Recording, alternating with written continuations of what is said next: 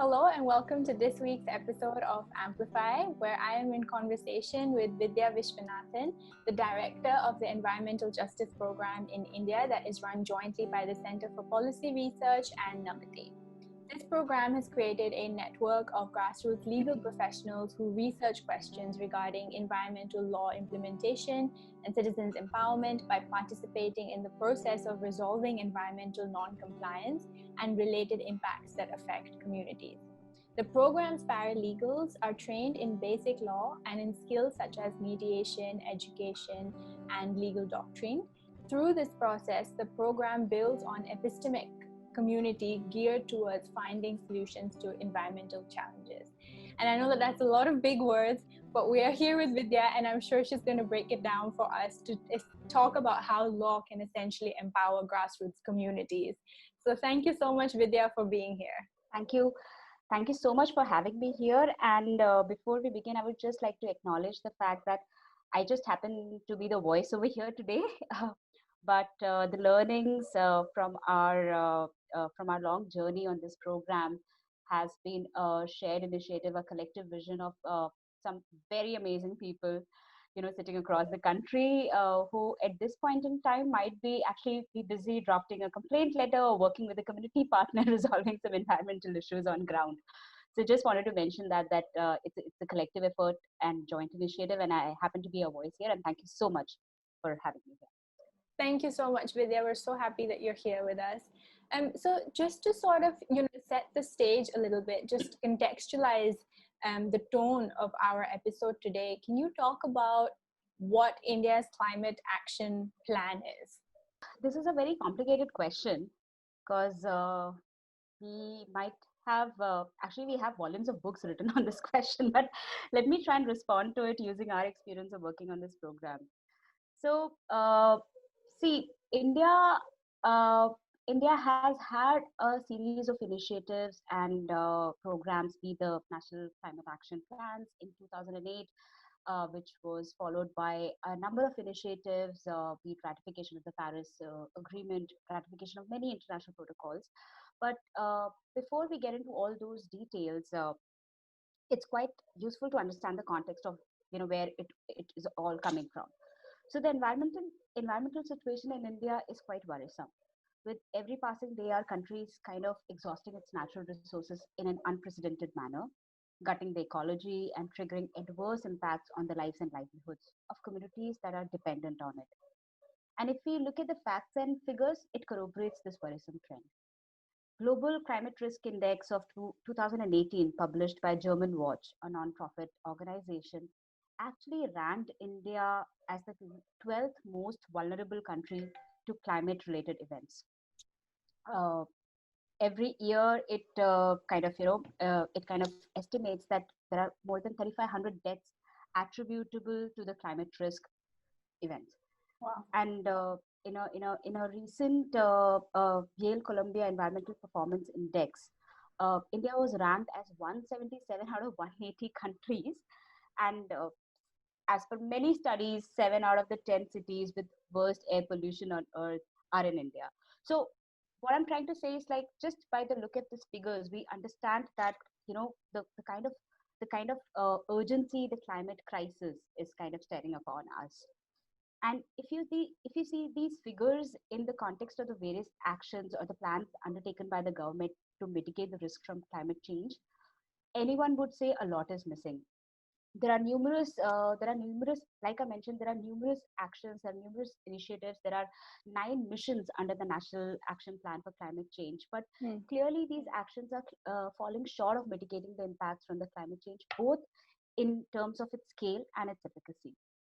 While in India, we may have taken measures that eludes an impression that we are fully being in charge, because we have so many missions, we have so many initiatives, and we have a very good PR technique somehow. But the above figures and many more studies kind of suggest otherwise.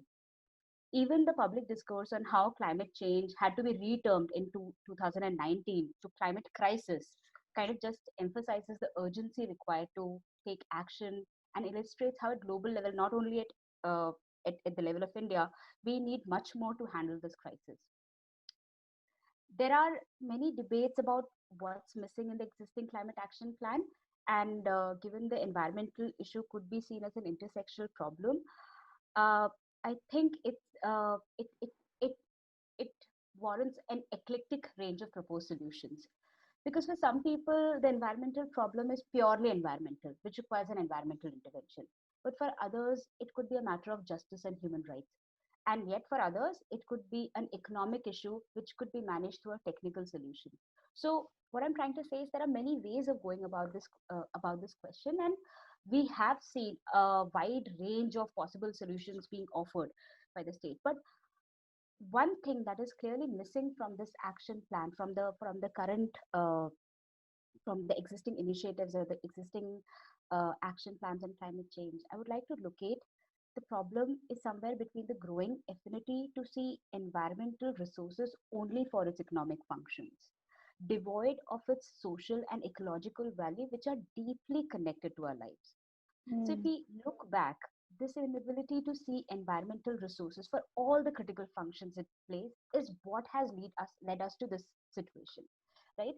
So when you look at, let's say, the National Clean Air Action Plan, or when you say the solid waste management rules, these are some technical solutions being offered to manage the impacts from unbridled economic activities, or the unchecked economic utilization of resources to make profits being seen as the only use of resources, and an illusion that a certain narrative of development is what is required for a holistic growth of country and its citizens. And this growth oriented agenda has essentially pushed for a large scale industrialization, infrastructure projects, and mining activities across many sensitive ecological habitats, which is only intensifying the pressure on our deliberated ecosystem. And as a result, we are witnessing very adverse environmental, economic, and social outcomes in the form of loss of critical biodiversity and species, increased toxic exposure of workers and neighborhoods, and livelihood loss and spatial displacement of thousands of vulnerable communities. And so, in my opinion, before we even get into the details of the climate action plans, we need to really, you know, put a pin on the problem of this contradictory stand that we have, where on one hand we are building action plans or ratifying international or multilateral environmental protocols or agreements, but on the other hand, we're just not ready to let go or even review some of the problematic processes and activities, or let's say some flawed economic rationals which have led us to the situation in the first place. I think that was, yeah, I think that was brilliantly summed up. I mean, I know that that was a very big and broad question, and I'm really glad that you answered it as beautifully as you did, because I think that segues very neatly into what we're going to be talking about today. And of course, how through legal empowerment, CPR-Namati sort of aims to resolve the issue at a grassroots level. So I think, you know, where does CPR and Namati fit into this? Like, can you talk a little bit more about what exactly it is that the Environmental Justice Program hopes to achieve, and how they go about doing it? So basically, the Environmental Justice Program at CPR is an action research program which fosters an evidence based research and policy conversation towards filling the gaps in the environmental regulatory systems. The program kind of research questions regarding gaps leading to industrial non-compliance and its impact on local communities.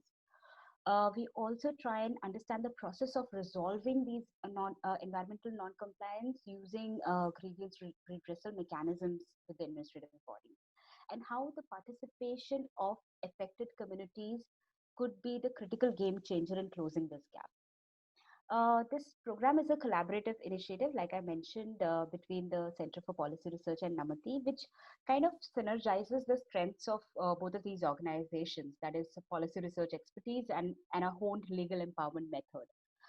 So that's the brief of the program. But just to draw in a context, in India and across the world, poor communities are made to bear disproportionate burden of environmental cost of development projects, right? Right. Most of these harmful projects, like a polluting industrial unit, or let's say a municipal dumping site, or a heavily toxic chemical company would essentially be found in neighborhoods which houses most of the one of the most vulnerable communities in India. And Absolutely. somehow these communities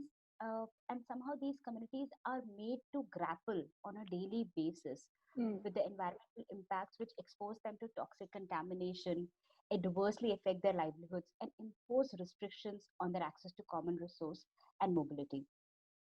Many of these projects are meant to be regulated by laws that are actually crafted far away from the from the affected people, and uh, hence their intention, hence their scope, or the scope of implementation is only known to the policymakers, experts, or let's say the project proponents in these cases. And with this knowledge gap, uh, you know the basically the regulations remain in the books while the harmful projects continue operations for years in gross violation or non-compliance of these law. And because of this knowledge gap, because of this gap in the public knowledge about the regulations or about the legal information about the projects, it hinders the ability of the communities to kind of first understand the problem and understand like and identify the relevant regulatory institution to approach and seek meaningful remedies from this problem. So this is the context that we have been working in, and it's true for most parts of the world. The environmental justice program to counter this situation had developed a strong network of paralegals or grassroots legal advocates, as you call it, and we are working in across 4 states in India. Like you had mentioned in the introduction as well, these paralegals are kind of equipped with these paralegals are community organizers essentially, who are equipped with the knowledge of basic law, relevant regulatory institutions, and administrative processes, and have certain skill sets like community organizing, community education, training, negotiation, etc. Mm. And these guys work directly with the affected communities and help them know the law, use the law, and shape the law. And this is exactly the legal empowerment cycle that we talk about. And this is the theory of change for this program. That the paralegals assist the communities to build evidence about the impacts, approach the relevant institutions, and seek practical remedies for the problem. And in this process, communities are legally empowered to lead the dialogue with the regulatory bodies to address these environmental challenges. So this is how the program has been designed, where through these systematic step-by-step process, the communities are kind of made to involve in the life of the law in a much more deeper manner, because the legal laws, I mean, even for a well-educated person like me, because I didn't have a law background, it was always a daunting task for me to read through the regulations or read through the laws, because it's like almost written with a deliberate attempt so that the common man cannot understand it, right? So the idea was to kind of create a methodology which could demystify these laws and help people understand the power of the law, because most of the times when you see how vulnerable communities see the law is something, they kind of get intimidated by the word law, by the usage of law, and even getting into stepping into a legal code. I mean, it's a daunting task for them, it's quite intimidating.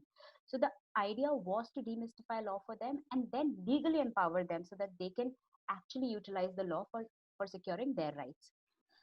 um, this this casework that I just mentioned also creates a powerful knowledge base for systemic change. So when we are working on these individual instances of non-compliance, so mostly we are working, like I mentioned, we are working with project affected communities, uh, where there is significant post approval. Post approval is like once the project starts its operation, they're supposed to follow certain legal conditions as mandated in their approval letters through the Ministry of Environment, through other regulatory bodies. And these legal conditions, each legal condition kind of emphasize on the necessity of an environmental social safeguard. So just to give you an example, a legal condition would look like that for a chemical company to operate nearby a certain human habitat, it has to ensure that it releases only treated waste into the nearby river body. Yeah. Or a legal condition could be that uh, all the transportation from a mining site has to be done in a covered manner without inducing any kind of air pollution and causing public health risks to the nearby community. So these are the kind of legal conditions which which each industrial unit has to abide by in order to operate. And this is kind of designed through a very detailed process of environmental impact assessment, which happens before the project comes into being. Now, when we actually work on these individual instances of non-compliance, we actually get a sense of how the environmental laws and regulatory bodies actually function in practice or actually implement these law in practicality. And this provides a very powerful evidence base for systemic change.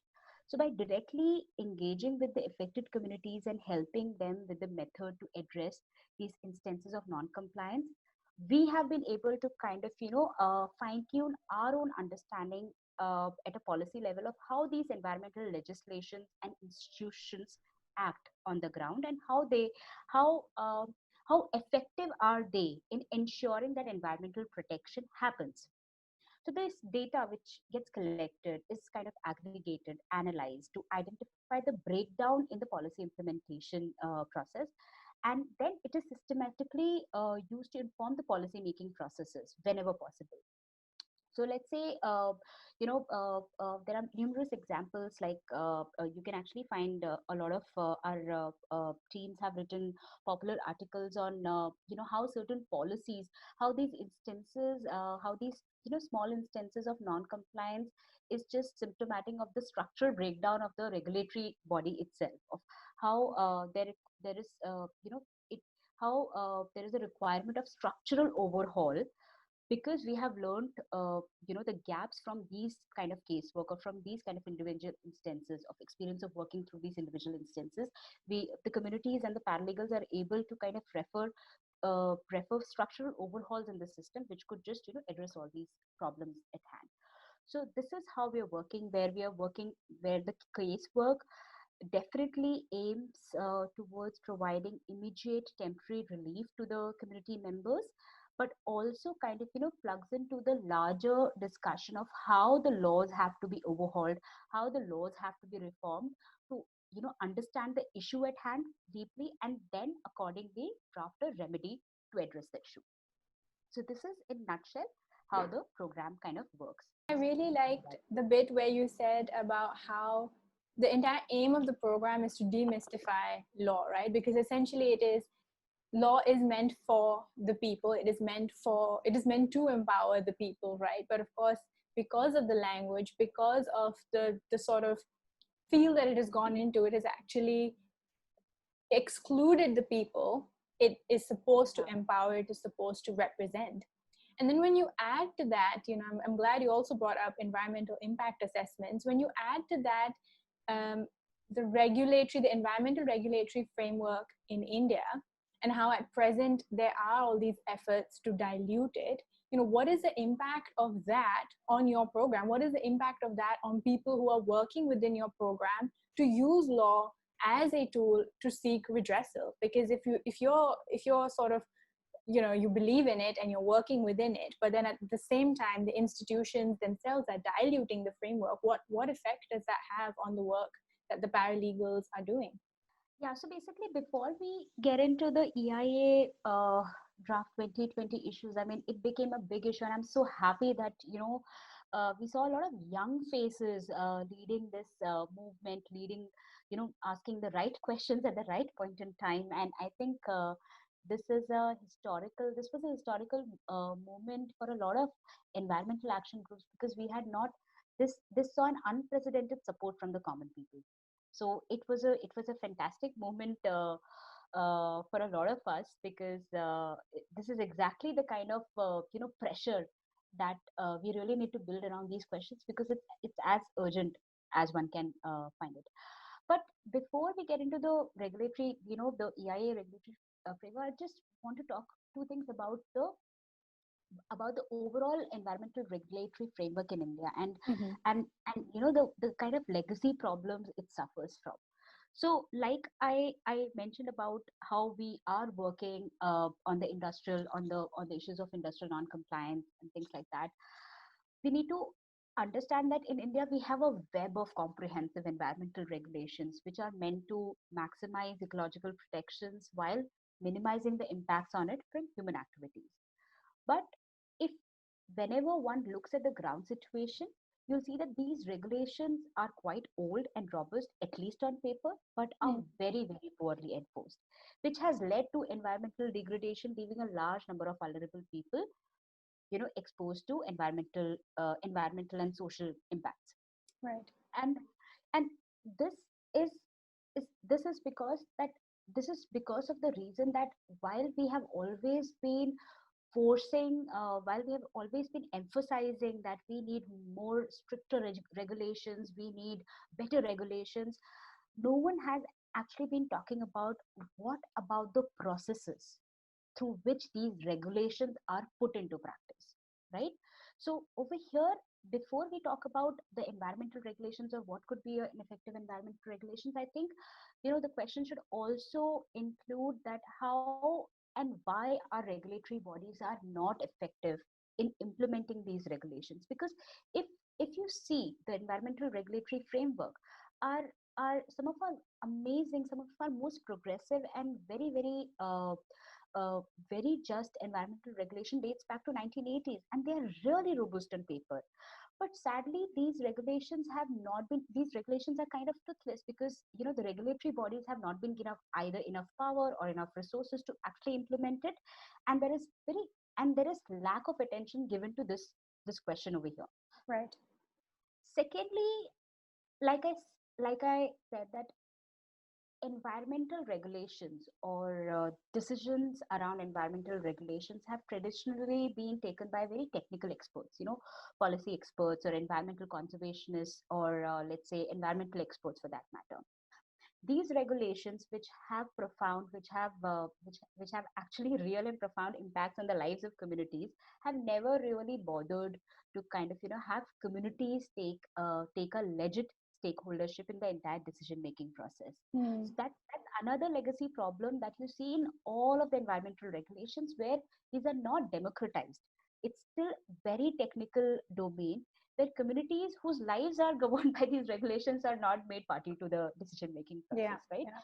So and hence, if you see, most of the environmental regulations will offer very technocratic solutions, or solutions of instrumentation, like how technology can be leveraged. But they forget the part that these regulations should be crafted using a social process, where communities, people who have people from different walks of life who have legit stake in this entire issue at hand, should kind of inform the process using their lived experiences, using their rich experiences of living in these sensitive ecological habitats since ages.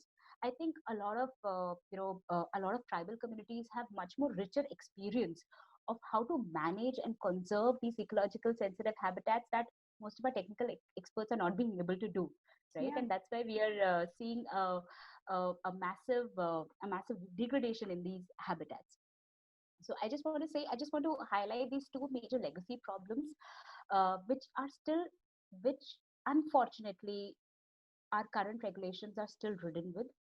And no matter how much we keep bringing in newer and technical regulations in place, until and unless we don't focus on building a accountable legal framework for its implementation or enforcement, and ensure these critical regulations are drafted using a social process and not a technocratic format that they usually do, we won't be able to kind of take the talk about the effectiveness, or what is required to kind of amp up the existing environmental regulatory framework. This entire discussion would be very, very incomplete.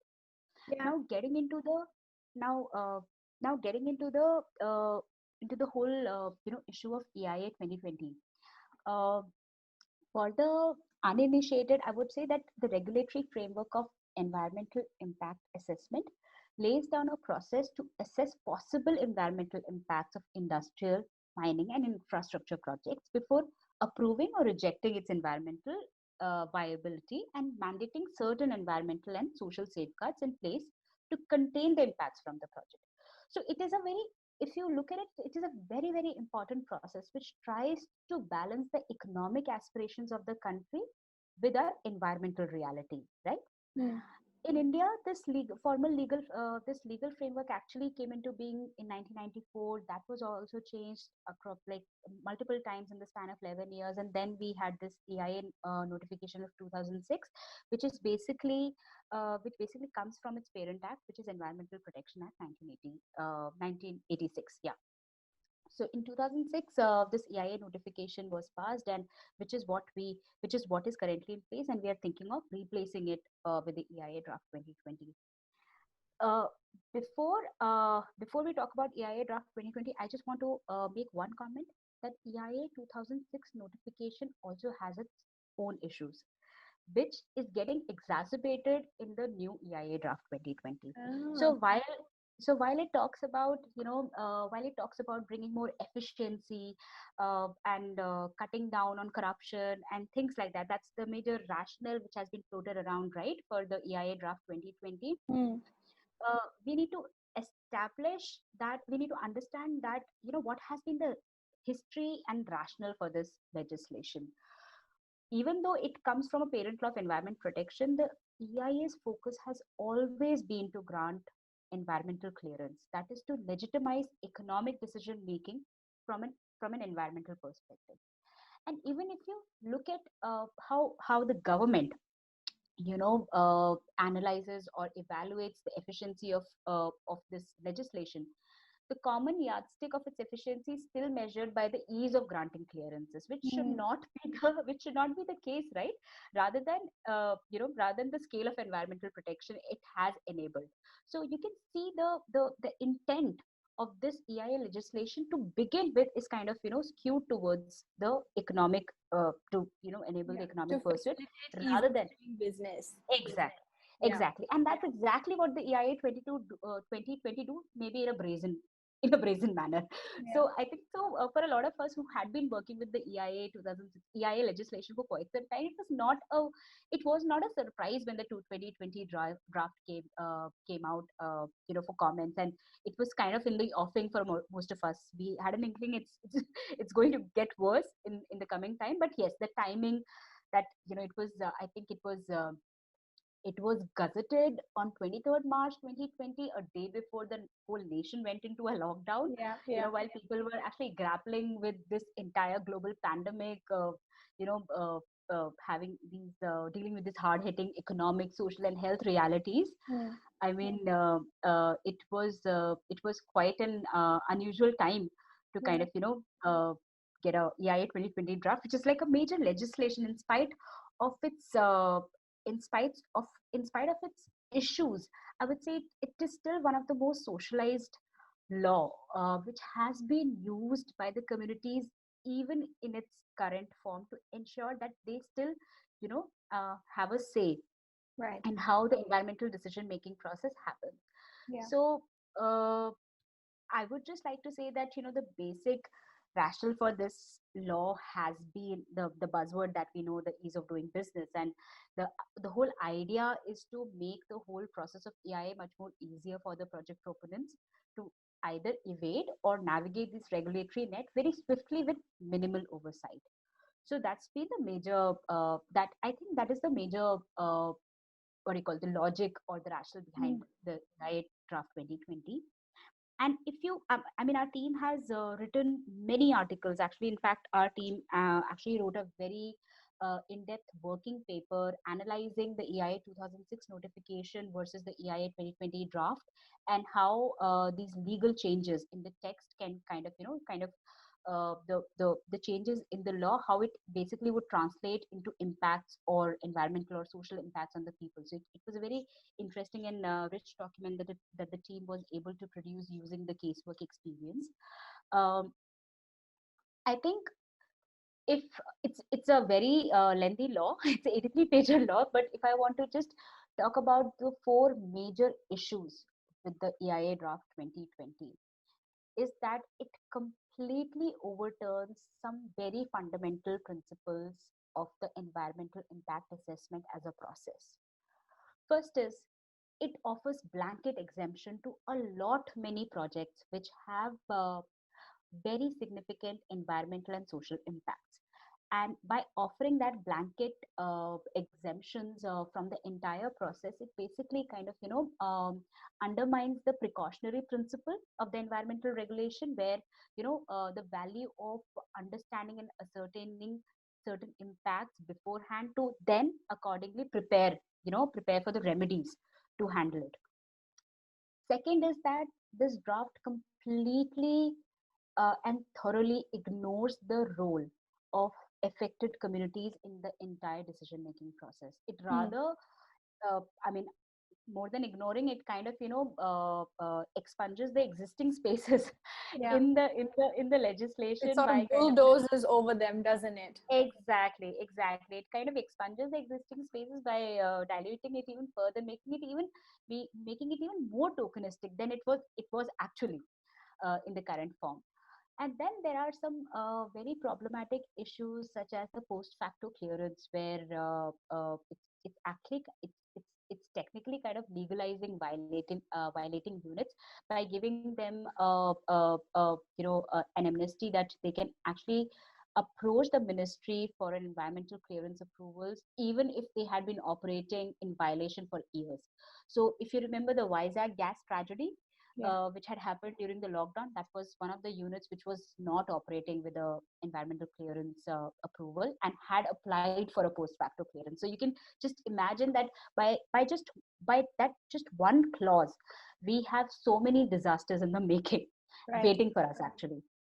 And lastly, I think the area of our work, which is the post approval monitoring and compliance, where we have been working for the last 8 years. I think it the, in spite of the fact that there are now studies, actually there are the Comptroller Auditor General in 2016 released an audit report talking about how rampant is this issue of non-compliance amongst projects. And I think the rate of non-compliance amongst those sample projects was somewhere upwards of 60%. Like they were non-compliant to 60% of the legal conditions that they were supposed to follow.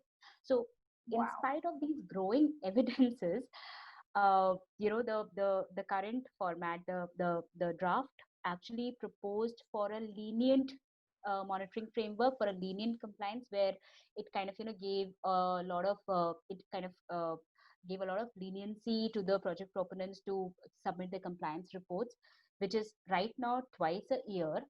They do not do it twice a year as well, but the new draft proposes that they could just submit a compliance report only once a year. That is like completely diluting it. And second, and uh, the last thing is the post approval compliance. Like, in spite of the fact that we have growing evidence of how affected communities are in the best position to kind of monitor and amp up the regulatory bodies efforts on the ground. In spite of this growing evidence, the ministry goes ahead and kind of acknowledges the requirement of a third party, but again kind of only assigns the third party monitoring powers to a technical institution. So this entire idea of completely ignoring the role of communities in this very critical piece of legislation, which has been very popularly used by the communities to push for more environmental protection, but somehow kind of just ignores and undermines the role that they could play in its better enforcement. So I guess these are the 4 or 5 major issues with the draft. Uh, but yeah, like I said, that right now we don't require the requirement is not that abolish EIA draft 2020. I think the what is required is to kind of review the basic stance, review the basic rationale with which this legislation was designed in the first place. Like I said, it's still ridden with a lot of issues, and we need to kind of rework the framework itself, which could then guide this legislation, which could be an important piece of the legal framework, and can go a long way in protecting our overstressed ecosystem in a sustainable manner. And I think that's such a key point there, because I remember when the draft EIA 2020, I think it was, you're right, it was in March 23rd, on March 23rd, and just when lockdown had begun. And I think it just sort of, this also because of social media, right? So it just sort of like caught on, and it just sort of blazed ahead, and everybody was like, hashtag withdraw to draft EIA 2020, and all of these hashtags were trending and people organized around it. But of course, the important thing that perhaps not a lot of people would have known is what you've just mentioned, is that it sort of rests within these parental laws, such as EIA 2006, which were also flawed, which were also sort of not where they should be, because the purpose all along has been facilitating economic development as opposed to having an ecological outlook, right? I mean, all along development, and I know that this is an article that Professor Navroz Dubash, who's also part of CPR, had written, where he had said that all along there seems to be like this tension between development and climate change or climate action in India, where it's always economic growth that is given precedence. And so what happens is that you have to look at everything within that framework. So we don't really necessarily have something that's perhaps just driven for the purpose of sustainable development as yet. We've got everything sort of subset under economic growth. Yeah. And I guess this is a live problem in every piece of legislation. See, so you're increasingly seeing these managementy kind of approach which is being applied to environmental regulations. You're having hazard waste management rules or solid waste management rules, and when you look at these are rather than talking about some very fundamental legal principles for environmental regulations, which is precautionary principle, preventive principle. You're actually we are actually talking about managing these impacts, managing these problems. Actually, that is not what is required. We need to really overhaul this entire belief system, this entire narrative around development, that a certain kind of development can only lead to holistic growth of a citizen and its country. We need to really review these fundamental assumptions to begin with, and definitely make the policy the policy making efforts should be much more oriented towards justice, and also embed communities' voices in the process. So these are the actual building blocks that has to be focused upon, rather than making these tweaks and making it non-technical or a little more technical. I think so we need a much bigger debate on the assumptions with which our regulatory framework has been built on. So yeah. And I imagine the work then that is done by paralegals as part of CPR-Namati is actually increased in difficulty, increased in challenges because of these diluting regulations. Am I right? Yeah. Yes. So I think so most of the part, like in the recent few years, because if you look at how the paralegals work, they basically work with established legal hooks, and when these legal hooks go kaput, I mean, there is very little to work around with, right? So with this reality, I think so with this challenge, our our motivation to work on the grassroots level using these legal empowerment has actually kind of doubled, because right now the dilutions which are being proposed, it requires a critical mass to kind of stand up and question and pose the right questions to the power holders in the state.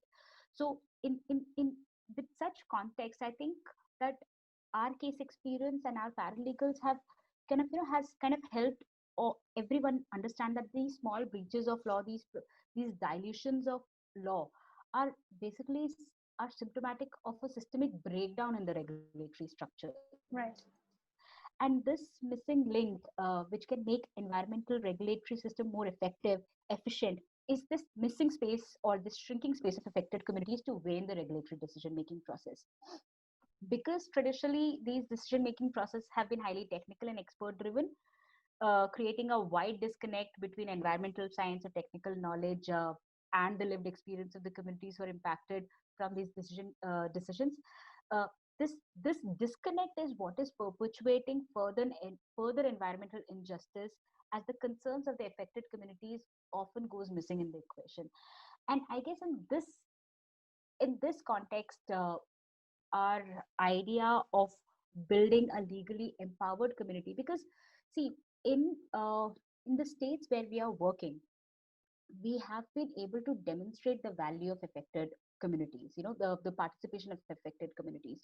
So when you in our own case, if we talk about it, we have been able to receive resolutions in almost 61% of the cases that we have that we have kind of worked on since we began our program. And it has clearly demonstrated that community affected communities cannot be seen as affected communities should actually be seen as legit stakeholders in these decision making process, because they have the ability and the skill set to have to kind of add value to the policy making efforts. Right. So that has been the case. And we've also seen that when communities kind of build their skill set, and when they kind of engage with the regulatory bodies, when they collaborate with them, even the regulatory bodies are able to kind of work in a much efficient manner. Mm. So so just to give you an example, that you know uh, uh, when projects when there is this post approval non compliance, when it happens, when communities go to a regulatory body and talk about how a project is not complying to a regulation, they the process is that after receiving a complaint, they usually do a site inspection. Now, traditionally, in these site inspections, communities were never invited. But our community members, using this approach, kind of started pushing for participation. They said that if it is our complaint, then by the principle of natural justice, we should also be given a opportunity to hear it, right? Mm. And there is a significant difference. There is a significant difference in the inspection reports. If you look at the inspection reports from the inspection site visit or site inspections where communities have not participated, and the inspection reports where the communities have participated, there is a significant difference in these inspection reports. The prior the prior inspection reports were very technical in nature. It actually kind of it actually kind of defined the whole problem as a technical glitch, or a technical problem. But in the latter version, communities were able to give the officials a much more better social context of how these problems are affecting them. So these conditions, these inspection reports are much more full of narratives of community members, of how, let's say, a malfunctioning airbag filter is Mm. actually polluting 50 acres of land, you know or vis-a-vis a report which says the airbag filter is not working. So you can just see the impact, these two narratives, which is from the same problem, but the way it's written kind of have an impact of how you visualize the problem. And then it also kind of informs the processes that the regulatory bodies take to kind of remedy the situation on the ground, right? So in the earlier version, the remedies were only directed towards technical, towards fixing up the problems at the point of impact. But later on, because you are able to get a much more deeper understanding of the impacts of the problem, the remedies are also more social in nature. The remedies are also more more oriented towards communities, their concerns and their needs. So there is a significant what do you call it? There is a significant difference, there is significant value add that affected communities kind of offer to the regulatory bodies. And in a lot of cases, you know, at the local level, these regulatory bodies are able to identify this value add that community participation actually enable. With that respect, I would also like to say that uh, usually community participation or communities involvement in the regulatory practices is always seen as a very time taking process, right? And that's why even if you see, if you look at EIA and the way public hearing is viewed, I Mm. mean, in most of the cases, you must have even read about it, how it's treated as a tokenistic, as a ritualistic process where they just do it to take a check Tick a box. Yeah. against this, yeah, to just tick a box against this process, that okay, this was done in the whole AIA process, and now we can go ahead with the approval, with the approval granting process. So uh, I think with that respect, we you know our program kind of demonstrates, kind of creates a counter narrative of why this is not true. Because we have been, through our cases, we have been able to demonstrate the value that effective community participation actually kind of, contributes into the regulatory practice. Also, the fact that communities, by the virtue of being in close proximity, can actually can actually be activated, can actually reach out to these point of impacts much more easily and much more quickly, right? So I'll just give you a small example, that the audit report that I talked about, it did talk about the pervasiveness of non-compliance, and the reason of this non-compliance was situated in the lack of adequate resources and capacities of the regulatory bodies.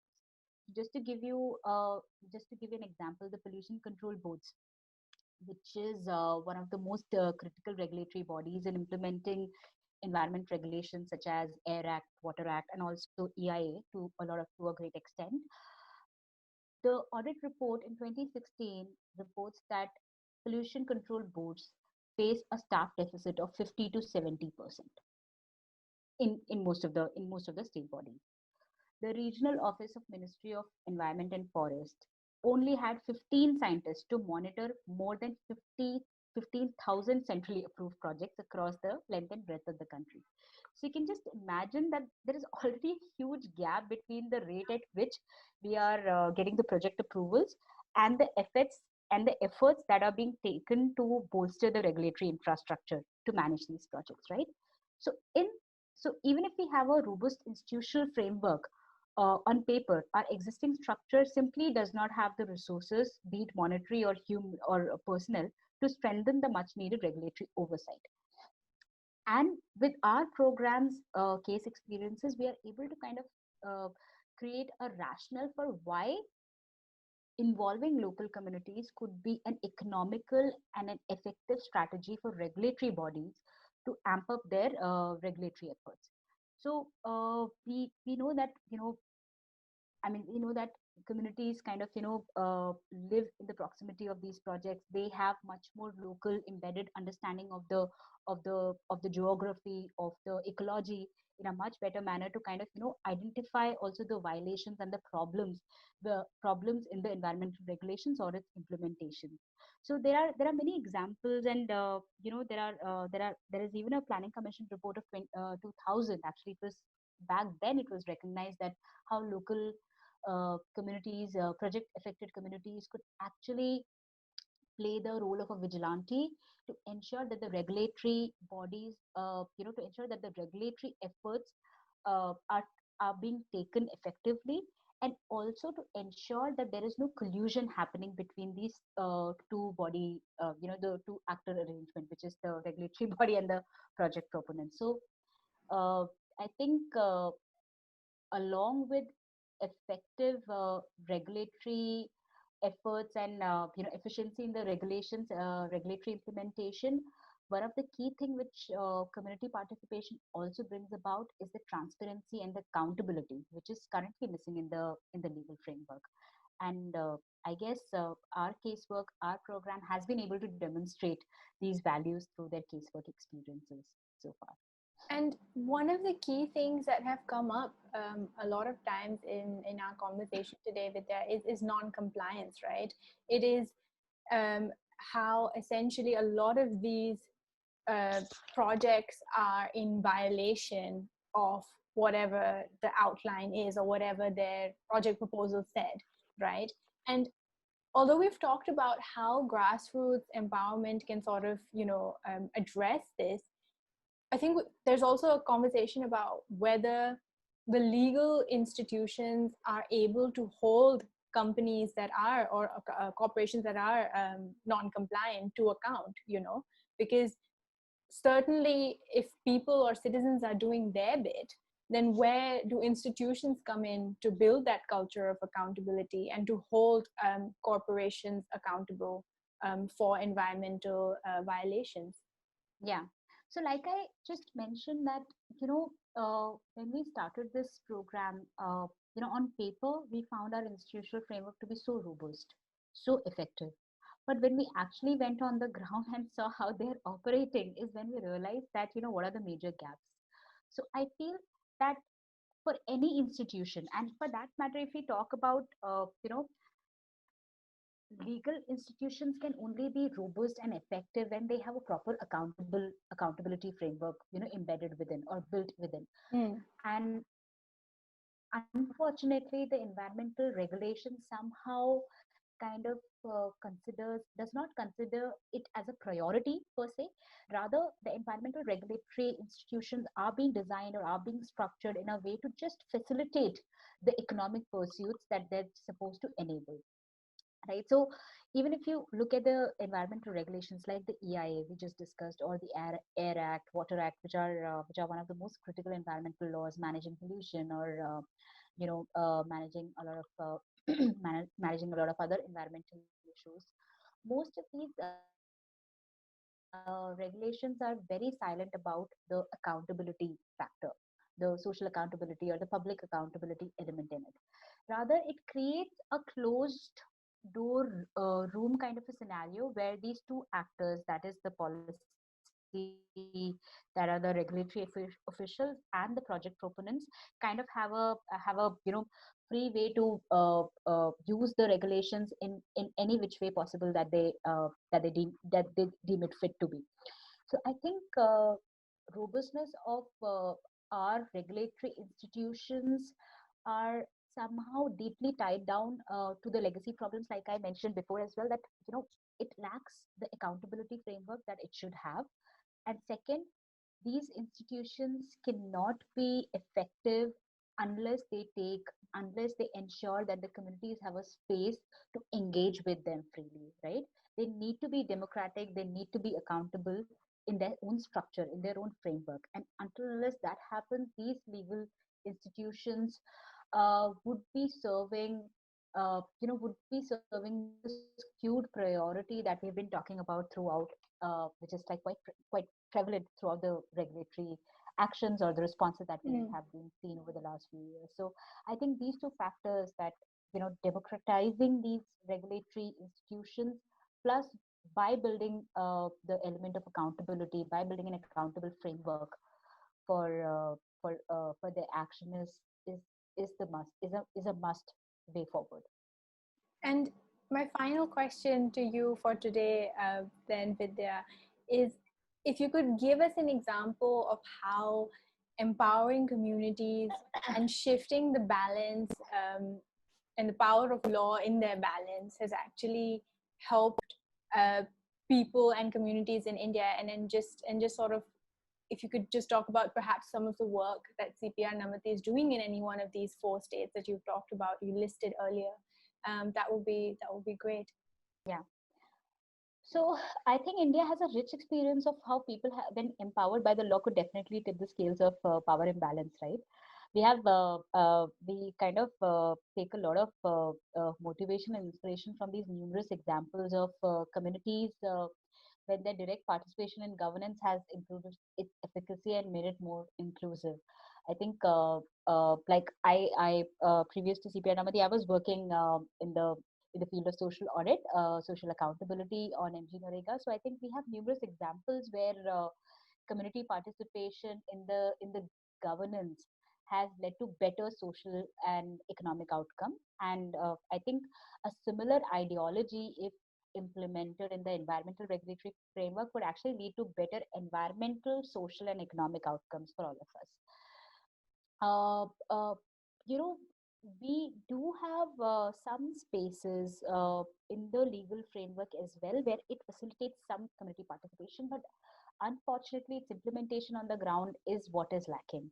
So as per the Indian constitutions, under article 51 AG, it advocates for citizens to play a critical role in the protection and improvement of the natural environment. India is actually a signatory to the Rio Declaration 1992, whose Principle 10 talks about the requirement to facilitate meaningful public participation in the environmental decision making process.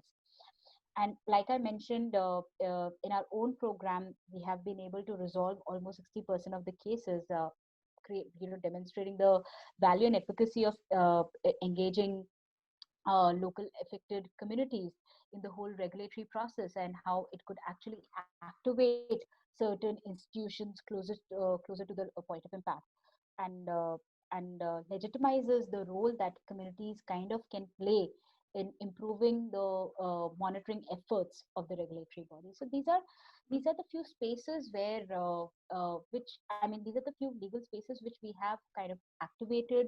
These are the few examples through our casework. There have been few examples where we have kind of clearly demonstrated the value of empowering people at the grassroots so that they could just lead the dialogue, or actually exercise their agency in the environmental decision making process. From our program, I would like to talk about a couple of examples, like in the state of Karnataka, our engagement with the coastal communities, uh, uh, while making them understand, while helping them understand more about the coastal regulatory, the CRZ law, and how they could use the law to kind of safeguard their housing rights, was one instance where we were able to kind of demystify the law for the communities. And from that casework experience, we were able to suggest some very practical and doable reforms of implementing that law, and that was actually implemented by the state government. So that was one instance where the casework, where the experience of the communities was basically channelized for an institutional reform at the state level. I guess there are a few more examples. I mean, there are a lot many examples where these casework experiences have been kind of channeled into institutional reforms at local level, at district level, or at its state level. But having said this, I think what I want to emphasize on is that the the fact that when legally empowered communities get a platform to act and utilize the skill set, they do their participation in the governance system is actually what is required to you know address the problems in the governance systems that we're currently facing. And I feel greater community engagement in environmental monitoring and decision making will not only lead to better and timely assessment of risks, it will also enhance the possibilities of remedial actions. Uh, Community participation advocates this idea of democratic governance and embodies some major values and principles of outlining our environmental regulations, right? And it also enhances the possibilities of remedial actions. Community participation understands that environmental protection is a collective responsibility. It should not be left upon only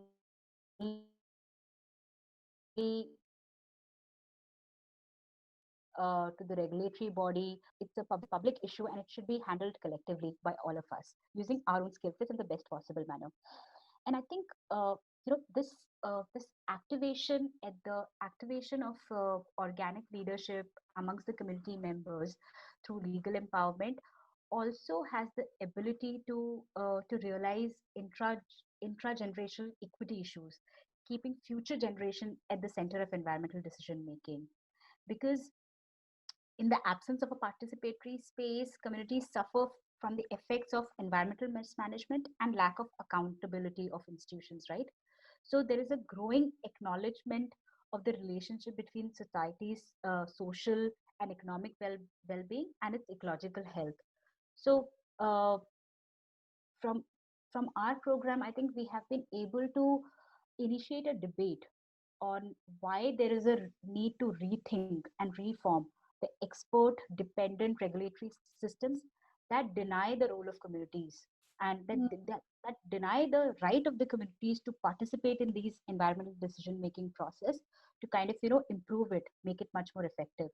So I think that's I guess that is one of the most significant contribution that our program has been able to generate or has been able to make to the public discourse. But having said that, I think we have a long way to go because of the current context that we are working in. And definitely, like I said, that these problems are legacy problems here.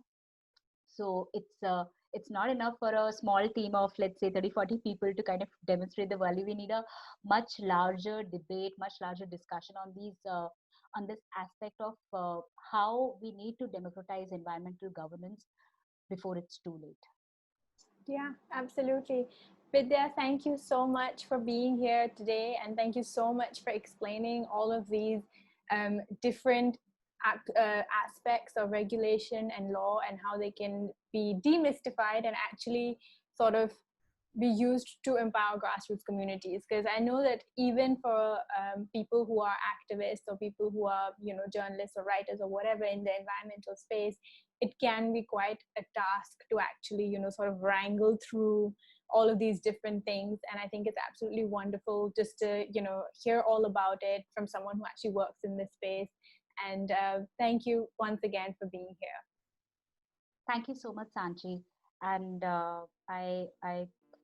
think it was a very wonderful opportunity to actually talk about the work that we do, and I think it's part of a long ongoing conversation that we're all a part of.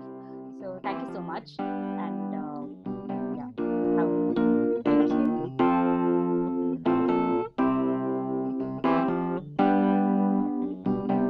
And that marks the end of this week's episode. Thank you so much for tuning in. You can find all the relevant links and handles to know more about our guest this week in the episode description. If you have any feedback, suggestions, requests, or simply just want to get in touch with us, then please do head over to our podcast website. We are available to flag and say hi to via Facebook, Instagram, or email. Thank you, and see you next week.